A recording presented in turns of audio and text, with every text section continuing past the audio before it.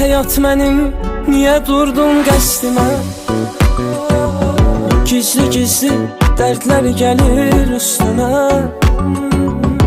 Kör olaydım, nələr gördü gözlərim. Tez qocaldım, çox az qalıb ömrümə. Bilmirəm mən, kim dostdur, kim düşmənim. Ürəyimi sındırdılar hey mənim. Bilmirəm mən, tənhalığı öyrənim.